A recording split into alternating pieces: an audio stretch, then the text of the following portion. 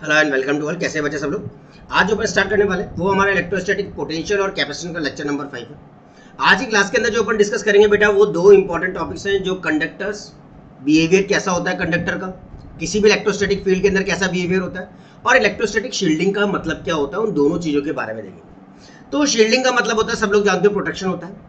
अपन किसी भी चीज को अपने आप की अपनी बॉडी को प्रोटेक्ट करने के लिए कुछ डिफरेंट चीजें लगाते हैं, तो वो हमारे पास शील्डिंग की फॉर्मेट में काम करती है। वही चीज इलेक्ट्रिक फील्ड के अंदर और मैग्नेटिक फील्ड की वजह से भी डेवलप होती है। किसी भी सिस्टम के अंदर किसी चीज को किसी चीज से एलर्जी होती है, तो उसको उस चीज से क्या किया जाता है, प्रोटेक्ट किया जाता है। तो वो अपन शील्डिंग वाले पार्ट के अंदर डिस्कस करेंगे।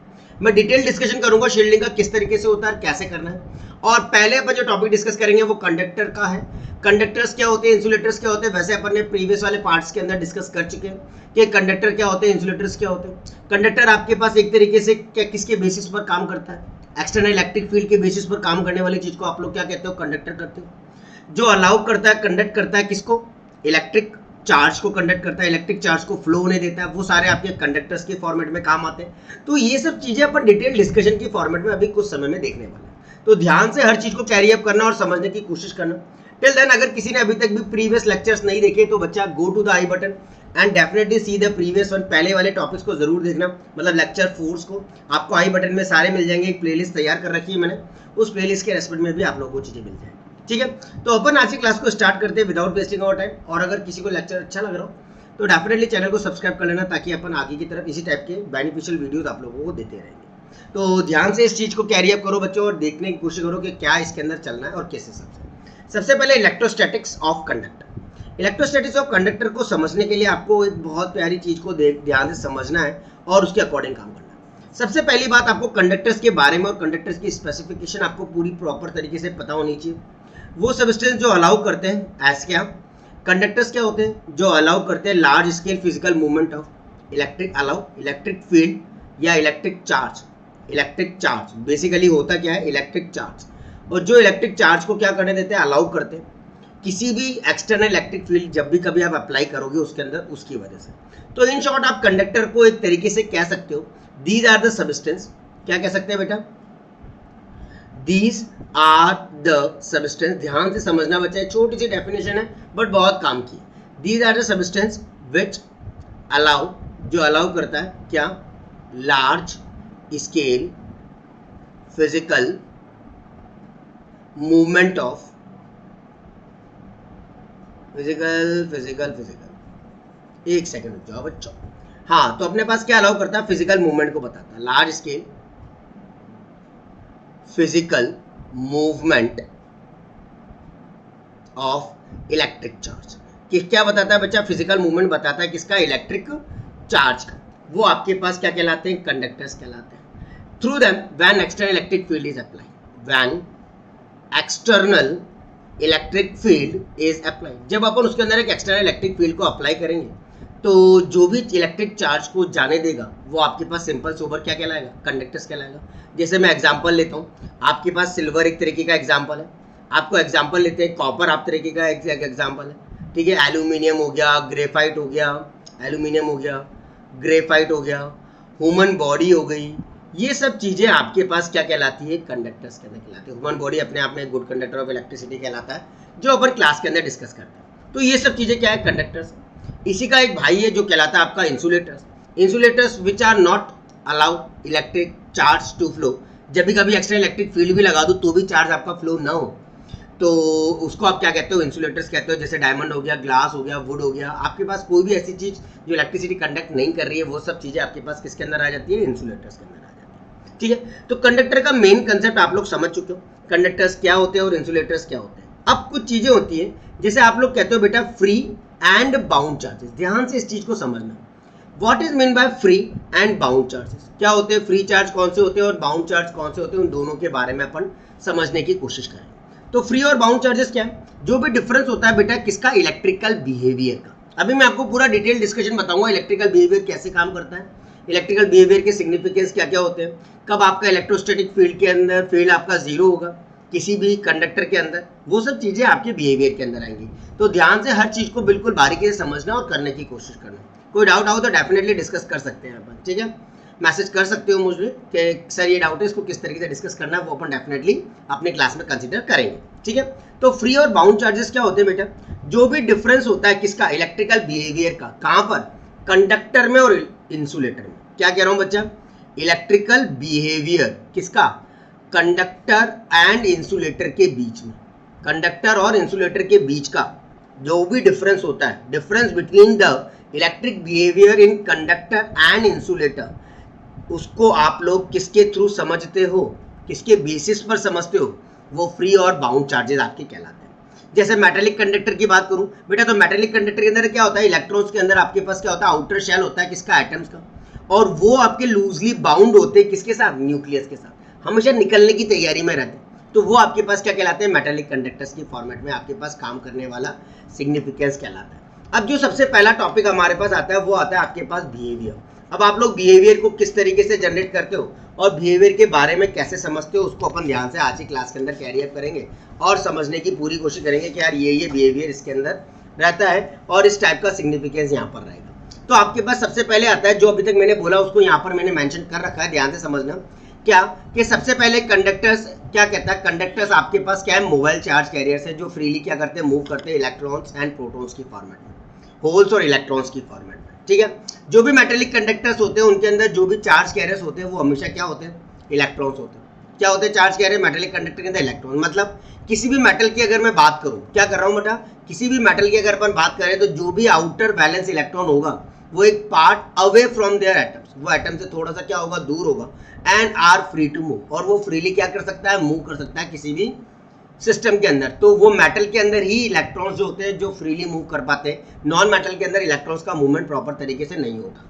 ये इलेक्ट्रॉन्स फ्री होते हैं within the metal but not free to leave the metal. इतने भी नहीं होते कि वो मेटल को लीव करके, मतलब उस मेटल के अंदर अंदर आपके मूव कर सकते हैं, बट इतना भी नहीं होती टेंडेंसी कि वो मेटल को छोड़ करके कहाँ निकल जाए, बाहर की तरफ निकल जाए। जो भी फ्री इलेक्ट्रॉन होते हैं वो एक काइंड की गैस तैयार करते हैं, मतलब दे कोलाइड ईच अदर, वो एक दूसरे में क्या करेंगे, अंदर ही अंदर कोलाइड करते रहते हैं with the ions and move randomly in different direction, और अलग अलग डायरेक्शन में क्या करते रहते हैं, मूव।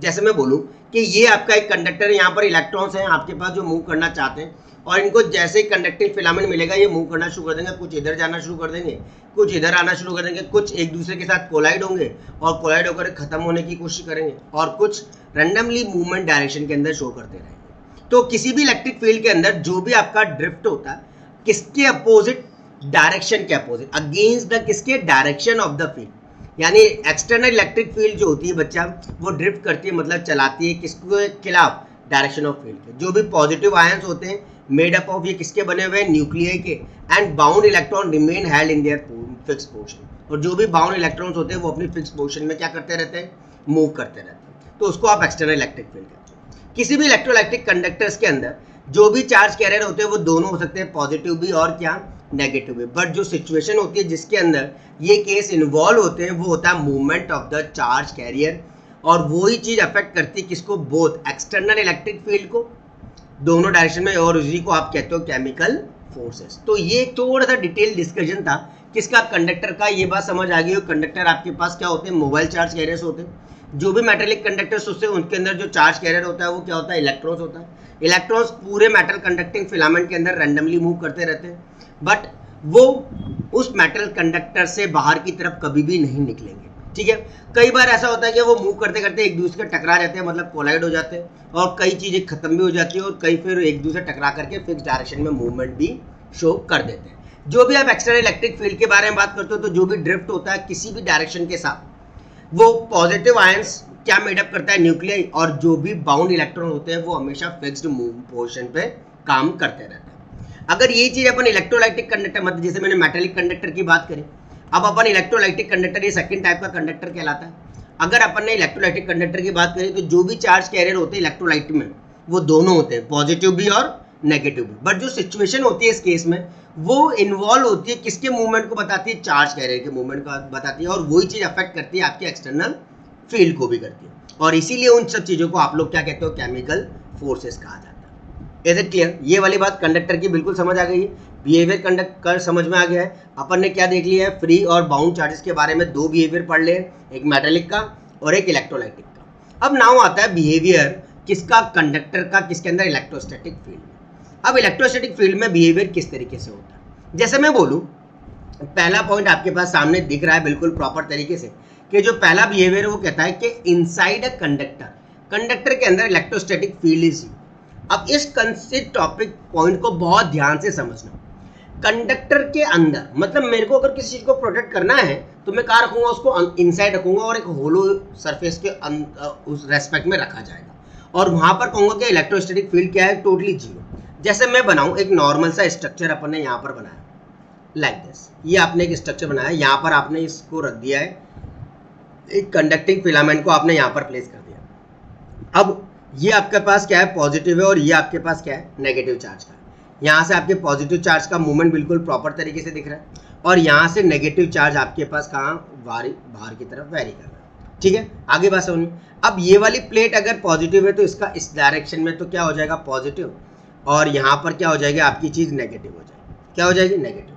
तो जो भी आपका इलेक्ट्रिक फील्ड इंड्यूस्ड होगा, क्या कह रहा हूँ बच्चा, ध्यान से समझना, जो भी आपकी इलेक्ट्रिक फील्ड इंड्यूस्ड होगी वो इलेक्ट्रिक फील्ड की डायरेक्शन कहाँ होगी, पॉजिटिव, नेगेटिव से लेकर के पॉजिटिव, ये आपका इंड्यूस इलेक्ट्रिक फील्ड कहलाएगा। बट जो इलेक्ट्रिक फील्ड आपकी टोटल अंदर की तरफ रहेगी वो इस फील्ड के रेस्पेक्ट में क्या होगी बच्ची, जीरो होगी। समझ गए ये वाली बात कि इनसाइड ए कंडक्टर जो आपका इलेक्ट्रोस्टैटिक फील्ड होता है वो टोटली क्या कहलाता है, जीरो कहलाता है। अब ये फिनोमिना कैसे जनरेट हुआ, इसका क्या सिग्निफिकेंस है, उसको बहुत ध्यान से समझना और कैरी अप करने की कोशिश करना। क्या काम है ना अभी तक कि जो नेट इलेक्ट्रोस्टैटिक है, ध्यान से समझना, नेट इलेक्ट्रोस्टैटिक फील्ड क्या है आपका बच्चा, जीरो है। कहां पर, कंडक्टर के अंदर। अब मैं कंडक्टर के अंदर की बात कर रहा हूं और वहां पर मैंने बोल दिया इलेक्ट्रोस्टैटिक पोटेंशियल यानी इलेक्ट्रोस्टैटिक फील्ड जो है वो टोटली क्या है, आपकी जीरो है। यानी जब कंडक्टर को आपने प्लेस किया, ये आपका क्या है, कंडक्टर है। क्या है बच्चा, ये आपका कंडक्टर है। जब कंडक्टर को आपने प्लेस किया किसके अंदर, इलेक्ट्रिक फील्ड में, एक्सटर्नल इलेक्ट्रिक फील्ड लगाई, ये आपकी क्या है, बाहर की वाली एक्सटर्नल इलेक्ट्रिक फील्ड आपने जैसे अप्लाई करी, when conductor placed free electrons begin to move, यहाँ के जो फ्री इलेक्ट्रॉन्स होंगे वो मूव करना क्या कर देंगे, शुरू कर देंगे। किस डायरेक्शन में, अपोजिट डायरेक्शन में, और वो डायरेक्शन आपका ई इंड्यूस कहलाएगा। क्या कहलाएगा, एक्सटर्नल इलेक्ट्रिक फील्ड का डायरेक्शन कहलाएगा, जिसको आप कहोगे कि आपके पास इलेक्ट्रॉन्स ने क्या कर दिया, इंडक्शन शुरू कर दिया। ठीक है, नेगेटिव चार्ज आपके इंड्यूस्ड होंगे लेफ्ट पर और पॉजिटिव चार्ज इंडिकेट हो जाएंगे आपके पास कहाँ पर, राइट डायरेक्शन में। और आप कहोगे इनकी वजह से आपका इलेक्ट्रिक फील्ड क्या हो गया है, इंड्यूस हो गया है। अब अगर मुझे इसका नेट फील्ड निकालना हुआ तो नेट फील्ड आप आराम से निकाल सकते हो, E vector equals to E external minus का कितना, ई इंटरनल, इंड्यूस्ड मतलब इंड्यूस, कितना इंड्यूस आपने किया। समझ गए बात को, कि जब मैंने किसी कंडक्टर के को प्लेस किया है, जब मैंने किसी कंडक्टर को प्लेस किया है एक्सटर्नल इलेक्ट्रिक फील्ड में, तो इन दोनों ने जनरेट किया ई एक्सटर्नल। क्या जनरेट किया बच्चा, ई एक्सटर्नल जनरेट किया। अब जो इलेक्ट्रॉन्स थे, फ्री इलेक्ट्रॉन्स, जिनके पास कोई काम नहीं था, वो किसी भी डायरेक्शन में क्या कर सकते थे, मूव कर सकते थे। बट वो काम मूव करेंगे, अपोजिट डायरेक्शन में मूव करेंगे, जिस डायरेक्शन में मेरे पास क्या लग रहा है, इलेक्ट्रिक फील्ड लग रहा है। एक्सटर्नल इलेक्ट्रिक फील्ड आपने इस डायरेक्शन में लगाया है पॉजिटिव चार्ज की फॉर्मेट में, और ये इस डायरेक्शन में, तो इंड्यूस किधर लग जाएगा, इधर। तो नेट फील्ड कितना हो जाएगा, ई एक्सटर्नल माइनस का कितना लग जाएगा, ई इंड्यूस, क्योंकि आप इलेक्ट्रिक फील्ड इस डायरेक्शन में दे रहे हो एक्सटर्नल वाली, और इंड्यूस आपका इस डायरेक्शन में होगा, तो आपका नेट क्या हो जाएगा, ई एक्सटर्नल माइनस का कितना, ई इंड्यूस्ड हो जाएगा। ठीक है, दैट्स द फर्स्ट पॉइंट जो अपन ने अभी क्लास के अंदर क्या किया, डिस्कस किया। अब आता है बच्चा आपका नेक्स्ट सेकंड पॉइंट, किसके अंदर, वही बिहेवियर के अंदर। At the surface of the conductor, ध्यान से समझना क्या कह रहा हूं मैं, at the surface of a charge conductor, आपके पास एक चार्ज कंडक्टर है, तो जो भी इलेक्ट्रोस्टैटिक फील्ड होगी must be normal to the surface, वो हमेशा सरफेस के क्या होगी बच्चा, एकदम नॉर्मल होगी at every point, her point पर। अब ये नॉर्मल कहने का क्या मतलब है, और अगर नॉर्मल नहीं होगा तो क्या मतलब है, ध्यान से समझना। इस पॉइंट का मीनिंग है कि जस्ट आउटसाइड द सरफेस, जो भी आपका चार्ज कंडक्टर होता है, जस्ट आउटसाइड द सरफेस, जो भी आपका चार्ज कंडक्टर होता है किसमें, इलेक्ट्रिक फील्ड में, वो हमेशा नॉर्मल होता है किसके, सरफेस के। अगर आपका इलेक्ट्रिक फील्ड नॉर्मल नहीं हुआ, अगर मैं कह रहा हूं ये नॉर्मल होता है, अगर बाय चांस बेटा अगर नॉट नॉर्मल, इलेक्ट्रिक फील्ड आपका नॉर्मल नहीं हुआ, तो क्या होगा, it will have component tangential, तो आपके पास क्या बन जाएगा बच्चा, एक टेंजेंशियल कंपोनेंट यहाँ पर डेवलप हो जाएगा, टेंजेंशियल कंपोनेंट आपका डेवलप हो जाएगा। ध्यान से समझना कि अगर आपने इलेक्ट्रिक फील्ड को नॉर्मल नहीं लिया है सरफेस के, तो वो एक कंपोनेंट बताएगा tangential to the surface, surface के टेंजेंशियली एक कंपोनेंट को बताएगा जो कि इमीडिएटली क्या करेगा, फ्लो ऑफ चार्ज को बता देगा। किसको बता देगा, आपका चार्ज का मूवमेंट बता देगा कि चार्ज अब आपके क्या करने लगे हैं, फ्लो करने लगे। और वो अगर फ्लो करने लग गए तो वहां पर आपके पास क्या हो जाएगा, एक करंट डेवलप हो जाएगा, सरफेस के ऊपर क्या डेवलप हो जाएगा, करंट। तो वहां पर एक करंट क्या हो गया, डेवलप हो गया। But no such current can exist under static, but ऐसा जो करंट है कभी भी स्टैटिक कंडीशन में एग्जिस्ट नहीं करता। क्या कह रहा हूं मैं, no such current can exist under static condition में एग्जिस्ट नहीं करेगा। इसीलिए इलेक्ट्रिक फील्ड जो होगी बच्चा normal to the surface of the conductor होगी हर पॉइंट पर, मतलब हर पॉइंट पर आपके पास, जैसे मैं बोलूँ ये, अगर ये आपकी इलेक्ट्रिक फील्ड की डायरेक्शन है तो ये इसके बिल्कुल परपेंडिकुलर, मतलब नॉर्मल वाली डायरेक्शन में आपकी इलेक्ट्रिक फील्ड क्या करेगी, वेरी करेगी। अगर वो नॉर्मल नहीं हुई तो जो भी उसका टेंजेंशियल कंपोनेंट होगा उसकी वजह से करंट का फ्लोएशन स्टार्ट हो जाएगा। बट हम जानते हैं स्टैटिक चार्ज कंडीशन में या स्टैटिक कंडीशन के अंदर इलेक्ट्रिक फील्ड के अंदर कोई करंट नहीं होता, इस वजह से अपन उसको क्या लेंगे, हमेशा नॉर्मल लेंगे। आई थिंक सो ये वाली बात बिल्कुल क्लियर होगी, क्योंकि सरफेस के ऊपर चार्ज कंडक्टर के, जैसे मैंने वाला कंडक्टर ये है ना, इसके जो सरफेस की बात करूंगा तो सरफेस पर एक कंडक्टर के अंदर जो इलेक्ट्रोस्टैटिक फील्ड होगी वो हमेशा कैसे कहलाएगी, नॉर्मल कहलाएगी। डन। चलो नेक्स्ट पॉइंट, जो भी इंटीरियर होता है कंडक्टर का can have no excess charge in the static situation. जो भी आपके इंटीरियर्स होते हैं किसमें, कंडक्टर में, कहने का क्या मतलब है, जो भी नेट चार्ज होता है, इन शॉर्ट जो भी आपका क्या होता है बच्चा, नेट चार्ज होता है इन the interior of conductor, in the interior of conductor, conductor के क्या इंटीरियर में, इज जीरो, वो कितना होगा आपका, जीरो होगा। And any excess charge reside its surface, और कोई भी ज़्यादा क्वांटिटी में अगर चार्ज आ गया तो वो इसकी सरफेस को क्या कर देगा, पीछे किसका देगा, मतलब क्या कर देगा, रिसाइड्स कर देगा। यानी मेरे कहने का इतना सा मतलब है कि मैंने एक कंडक्टर लिया और वो कंडक्टर क्या कर रहा है, उसके अंदर एक्सेस चार्ज कैरियर है क्यू, मतलब जैसे मैंने एक कंडक्टर ले लिया, इसके ऊपर एक्सेस चार्ज कैरियर है प्लस का क्यू, इतने सारे ये एक्सेस चार्ज कैरियर इसके अंदर क्या कर रहे हैं, वैरी कर रहे हैं प्लस क्यू चार्ज के साथ। ठीक है, समझ गए कि अपन ने एक कंडक्टर लिया जिसके ऊपर एक्सेस चार्ज थे क्यू विद नो करंट, इसके अंदर क्या है, कोई करंट अभी नहीं है। अपन ने पढ़ा इनसाइड कुछ भी नहीं होता, तो कोई भी करंट फ्लो इसके अंदर नहीं हो रहा। अब चूज किया आपने उसका एक गॉसियन सरफेस, अब आप क्या बनाओगे बच्चा, उसके आसपास एक गॉसियन सरफेस आपने तैयार कर दी, ये आपका गॉसियन सरफेस कहलाता है पूरा का पूरा।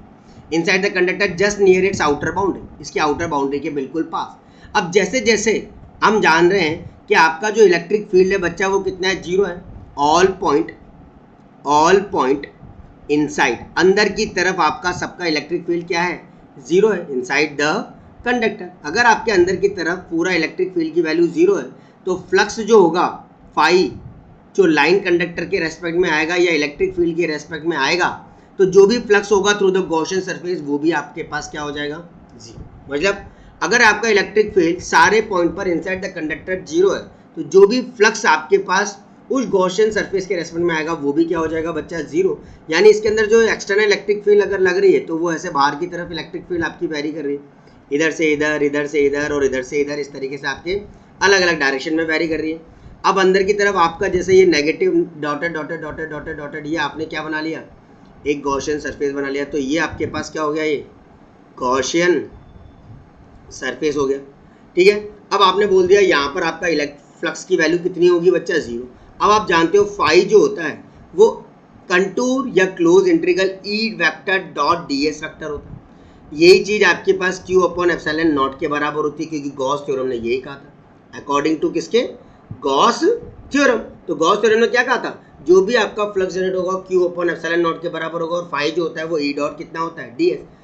अब आपको पता है फाई ई की वैल्यू कितनी है, जीरो है, याद रखो। अगर आपने यहाँ रख दिया contour integration E vector dot में कितना आ गया बच्चा, डी एस आ गया, और ये चीज़ आपकी क्यू अपॉन में कितना एप्सिलॉन नॉट है, तो बच्चा एप्सिलॉन नॉट को उधर भेज दो तो क्यू ऑटोमेटिकली आपके पास क्या हो गया, जीरो। चार्ज की वैल्यू ही अगर जीरो हो जाएगी तो उसके अंदर कोई करंट भी फ्लो नहीं करेगा। Hence there is no charge in the interior of the conductor, अंदर की तरफ कोई चार्ज नहीं है। तो जो भी गॉसियन सरफेस है वो लाई कर रही है जस्ट द आउटर बाउंड्री, ये आउटर बाउंड्री के आसपास ही आपके पास क्या लाई करता रहेगा, इसका गॉसियन सरफेस लाई करता रहेगा, किसके, कंडक्टर के आसपास। डन बच्चों, ये तीसरा पॉइंट बहुत अच्छे से समझ आ गया, अच्छे से कर लेंगे। चलो चौथे पॉइंट को देखते हैं, चौथा पॉइंट क्या कह रहा है और किस तरीके से कह रहा है।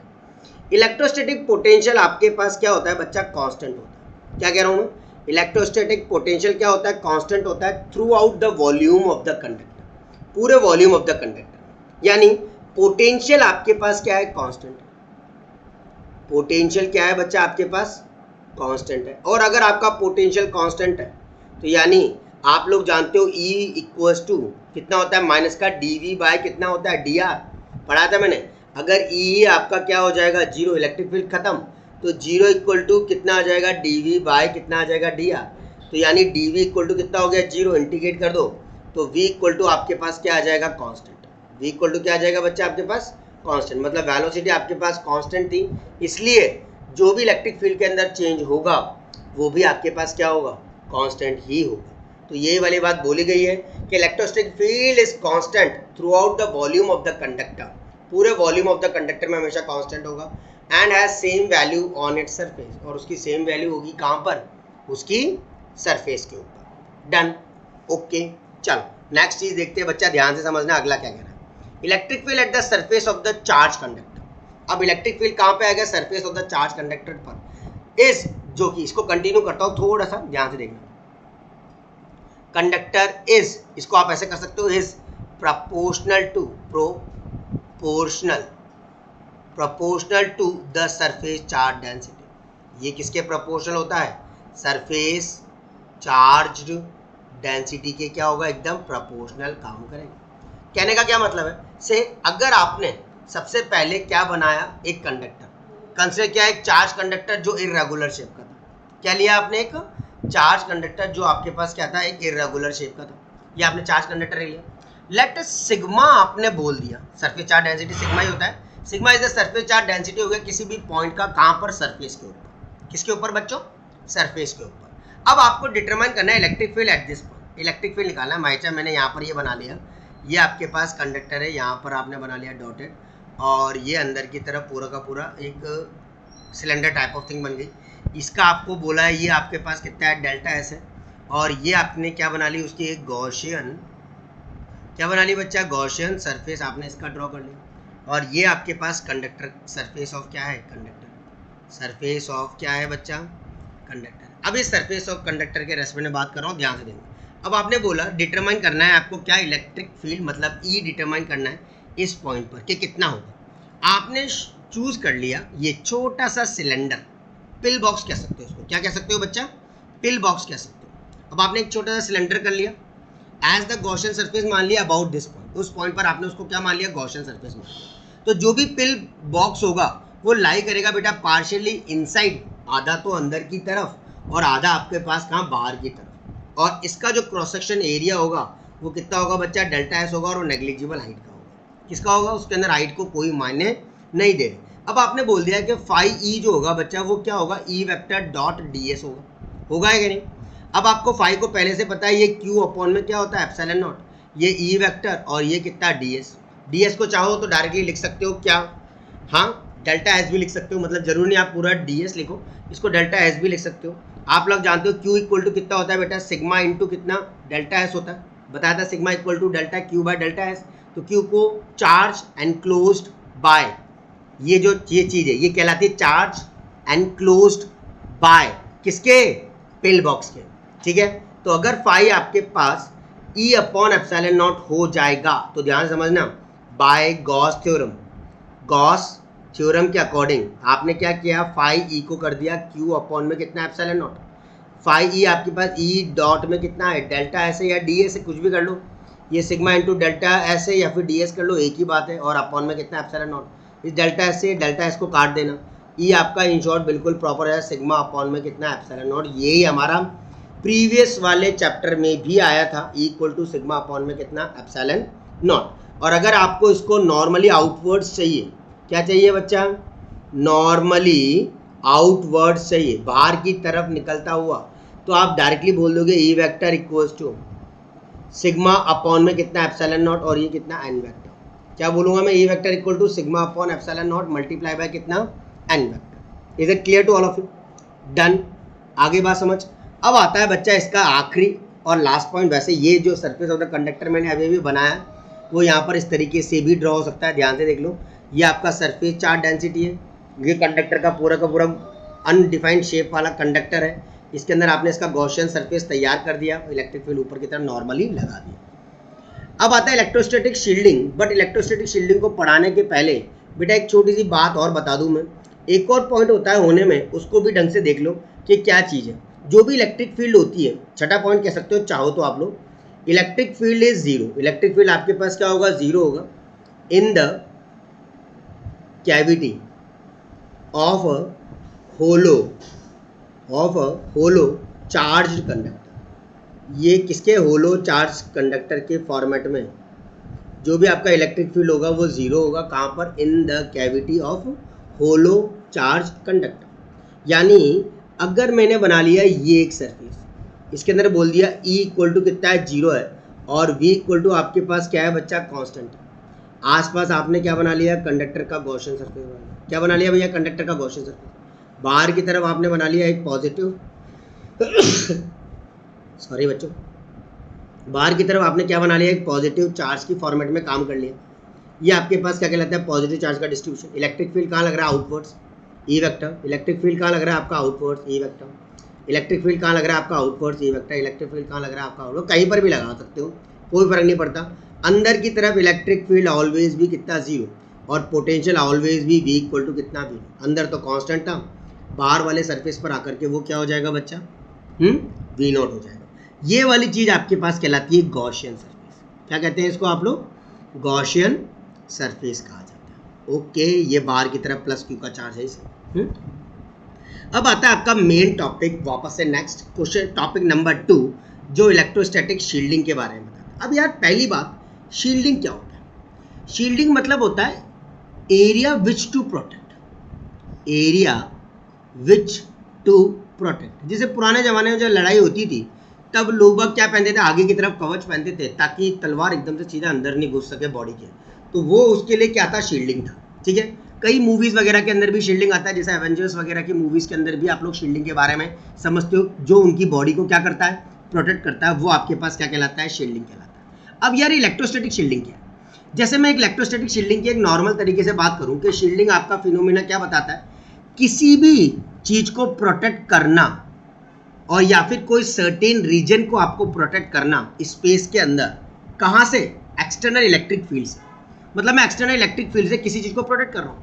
जैसे तुम लोगों ने कई बार देखा होगा कि अंदर एक वायर्स होते हैं जो इलेक्ट्रिक फील्ड को पसंद नहीं करते, है ना। अगर वायर्स को आप बिल्कुल प्रॉपर तरीके से क्या करते हो, 2-3 लेयर्स होती है उन वायर्स की एक दूसरे के ऊपर, है ना, और उनके अंदर जो अंदर वाला जो ऑप्टिकल फाइबर का कनेक्शन होता है, जहां पर आपको डिजिटल में फिक्स्ड लाइन पर कनेक्शन देना हो, तब आप लोग किसको यूज करते हो, शील्डिंग को, प्रोटेक्शन को यूज करते हो। यानी कोई भी आपका सर्टेन मेटल हो गया, अगर आपको इस मेटल को प्रोटेक्ट करना है जिसके अंदर इलेक्ट्रिक फील्ड है, तो इसके आसपास आप लोग क्या बना दोगे, एक शील्डिंग तैयार कर दोगे। क्या कर दोगे बच्चा, एक शील्डिंग तैयार कर दोगे, और उस शील्डिंग की वजह से वो अंदर की वाली चीज आपकी बिल्कुल प्रॉपर तरीके से हो जाएगी। से ये फिगर देख लो आप लोग, जो अभी अभी थोड़ी देर पहले मैंने बनाया था। E की वैल्यू आपके पास कितनी है बेटा, जीरो, जब सरफेस चार्ज डेंसिटी जीरो और V इक्वल टू कितना है आपका, V नॉट है। अगर सरफेस चार्ज डेंसिटी ज्यादा हो गया तो मतलब आउटसाइड द सरफेस होगा, कम हो गया तो इनसाइड द सरफेस होगा।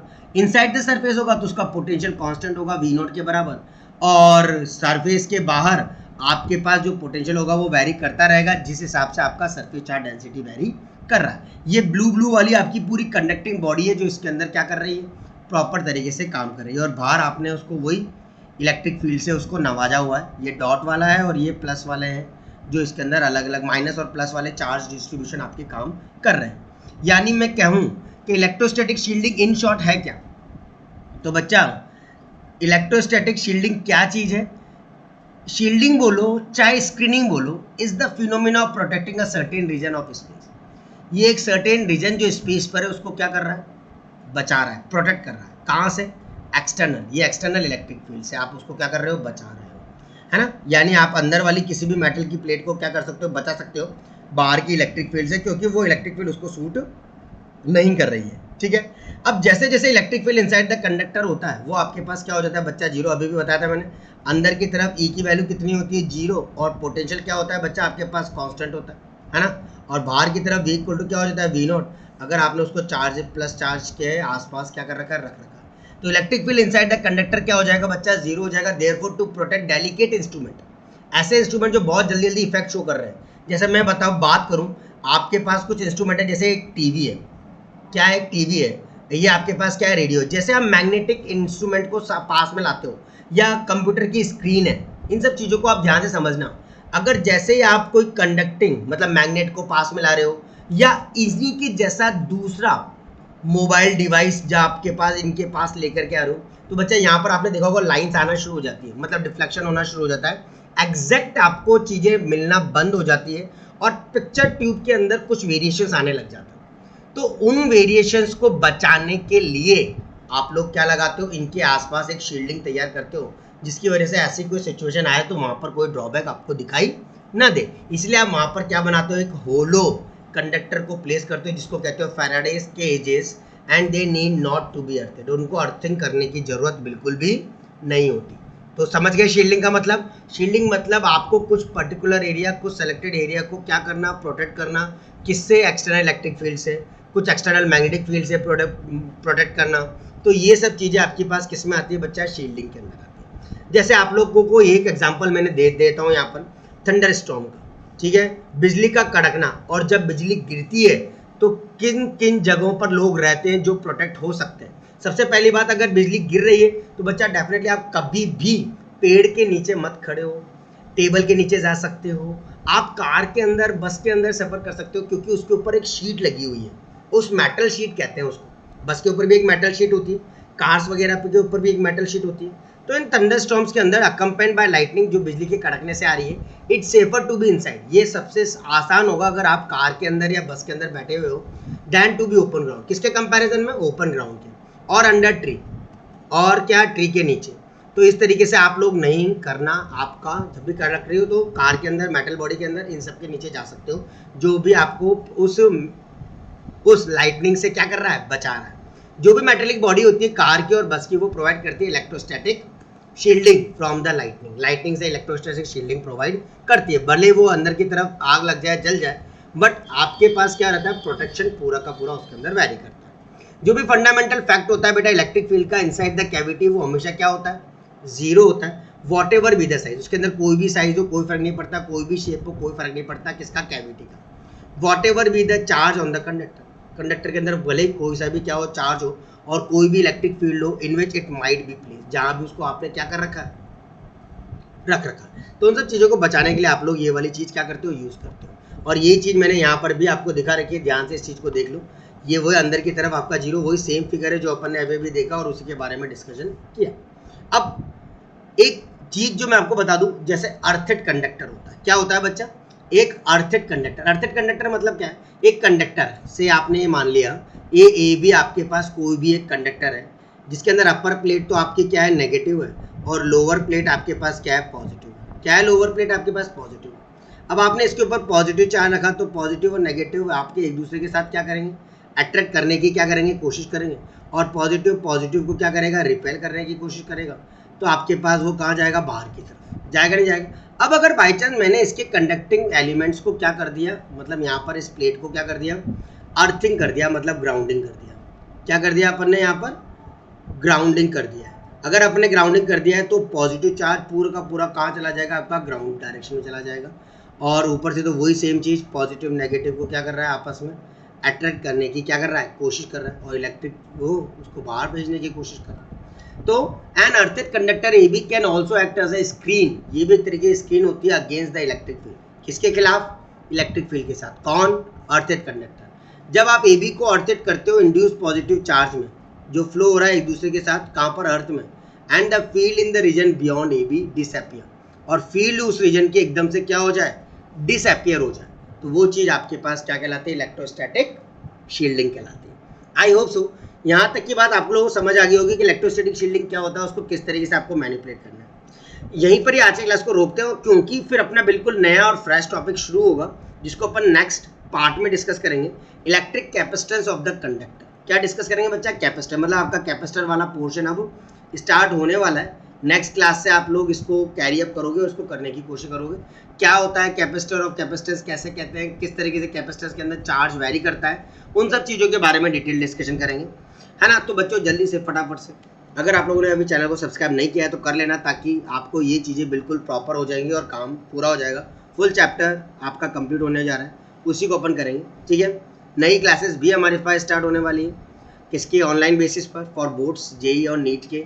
अगर आज का वीडियो ठीक लगा हो तो डेफिनेटली लाइक करना, शेयर करना और कमेंट ज़रूर करके बताना, और समझने की कोशिश करना। कोई डाउट आए तो मुझे डेफिनेटली कमेंट करके बता सकते हो कि सर ये दिक्कत आ रही है, या मैसेज कर सकते हो मुझे, ये दिक्कत आ रही है, हम कैसे करें।